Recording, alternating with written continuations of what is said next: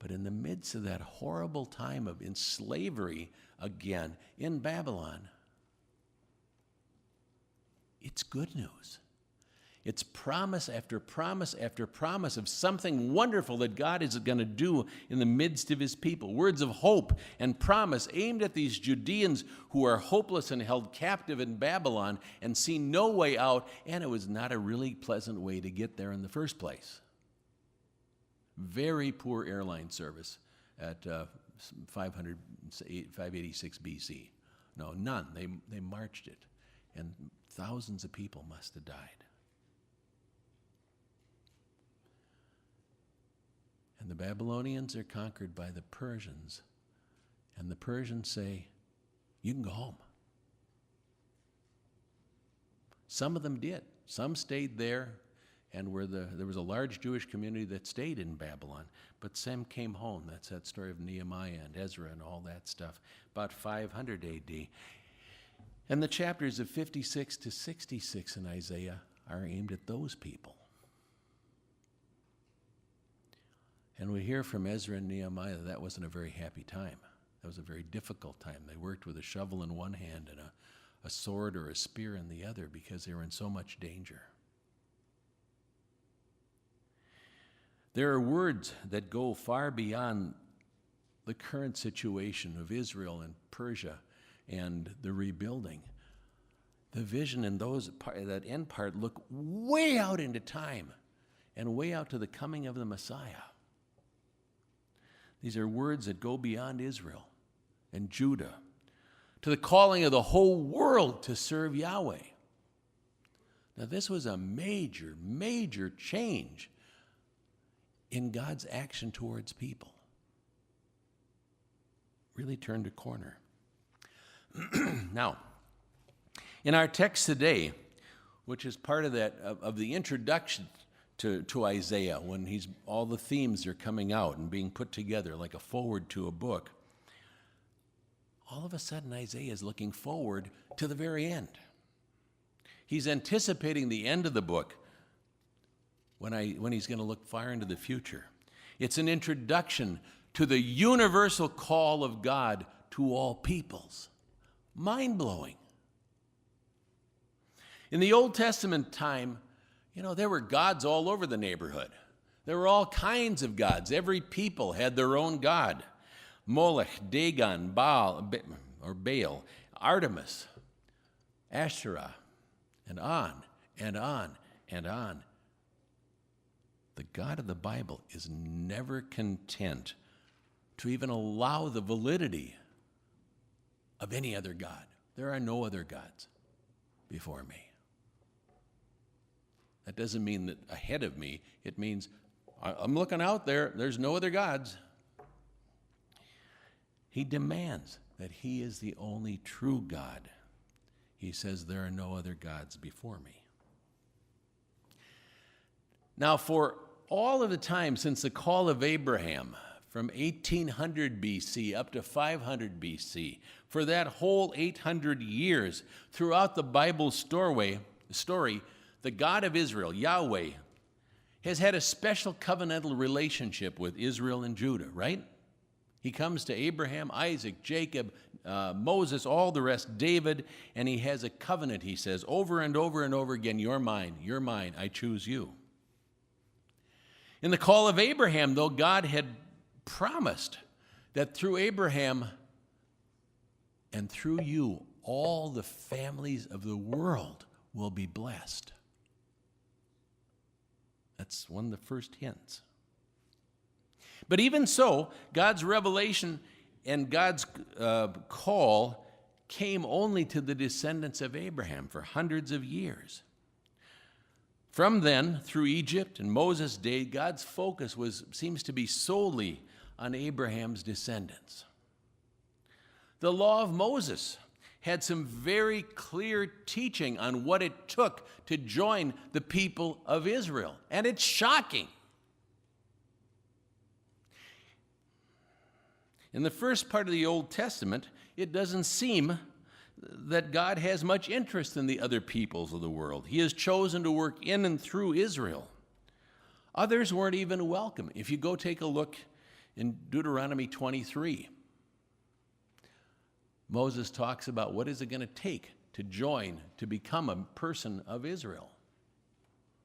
Like we do, right? 3 membership classes, and that's it? No. For certain of the neighboring peoples, they couldn't come and worship in the temple until they had been converted for 3 generations, and some of them for 10 generations. By the way, David broke the rules twice on that one. God's grace still sneaks in. 10 generations for us, that would be back to about the Revolutionary War. 225, 250 years.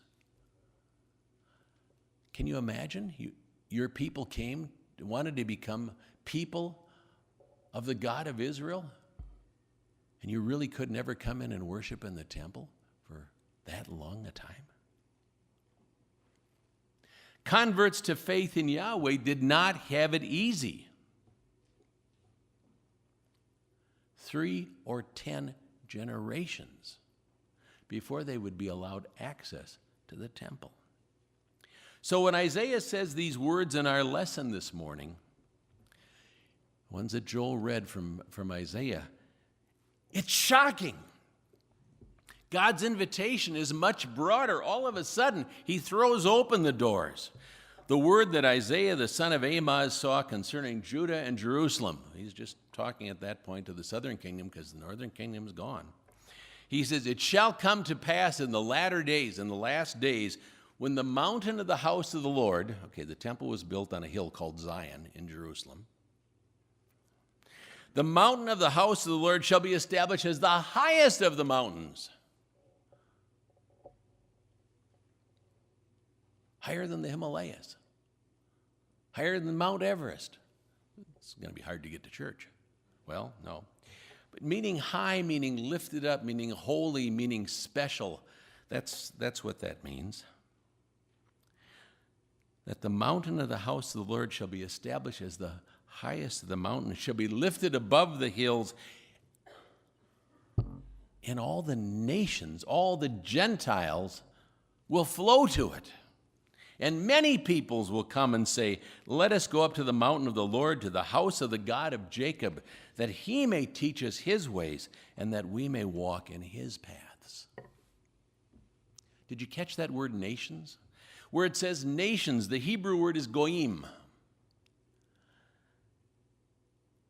That's the word that we normally translate Gentiles, non-Jews. Many Gentiles, non-Jews, that's most of us, shall flow to it. Now think about that for a second. The house of Yahweh will be the highest of mountains, and people will flow to it. Now think for a second. Does water flow uphill? Nope. I've been talking to a plumber some in the last couple weeks. Definitely water flows downhill, and you want it that way. But in this amazing time, when God's kingdom is put into place, the impossible will happen. Water flows downhill, but the Gentiles, millions and millions of Gentiles, the peoples of the earth, will flow uphill. They're going to flow to the mountain of the Lord, to the temple, to the house of the God of Jacob, like a mighty tsunami. Why?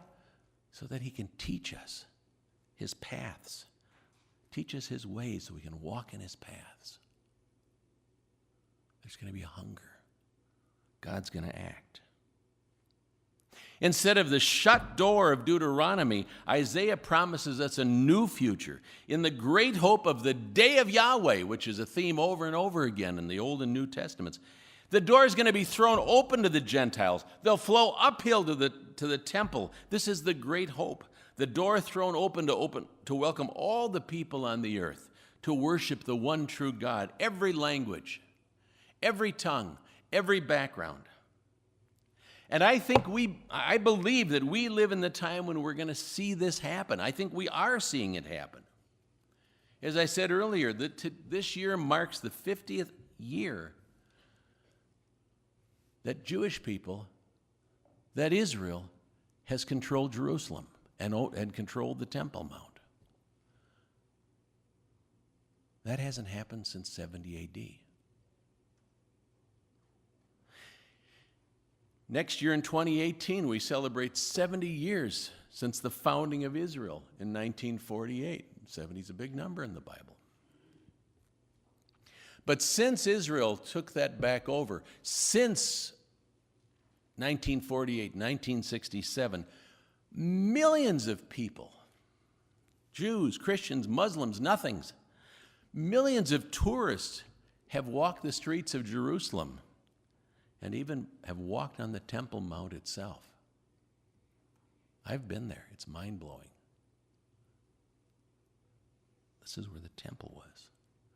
Right now there's a mosque.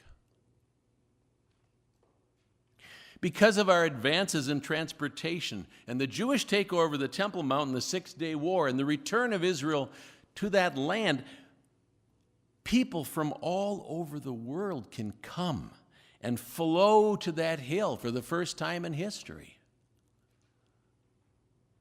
It was a dangerous, difficult, backwater place 100 years ago. And you and I could be there by tomorrow morning if we really wanted to. Is it a coincidence? But we're not just talking about tourism. When Isaiah says these words, the invitation to all the nations, it's not to come and buy trinkets and olive wood creche sets and so forth and so on. This is really the Great Commission. Go therefore and make disciples. The Great Commission 500 years before. God is working in this situation 500 years or more before to call all the nations of the world, all the languages and all the people groups of the world to himself. In the midst of the great tragedies of Israel and Judah turning away from the living God, in the midst of the northern kingdom being taken away in slavery, never to return again, in the midst of the southern kingdom being sent on a death march to Babylon, there's this shred of good news. There's this unbelievable surprise. God will make good come out even from their sin and rebellion. At the end, God has good news and plans for all of humanity. That's what this text is about. That's why it's important. That's why it's the first text of the first Sunday of the new year as we talk about Jesus coming. This is a promise of a time of peace where nations will lay down their weapons and have their differences judged in peace. This is our great hope, Jesus' return. Just as all the other stuff happened over 2,800 years, just as God promised, so this will come to pass. 3,800 years. This will come to pass too. God will keep his word. He can't lie. He will make it right. You can trust in him. And we see the gospel exploding across the earth in places we never thought possible. In Africa, in Latin America, in China, in India. God's Spirit is being poured out and doing amazing things at the same time that Israel is now accessible.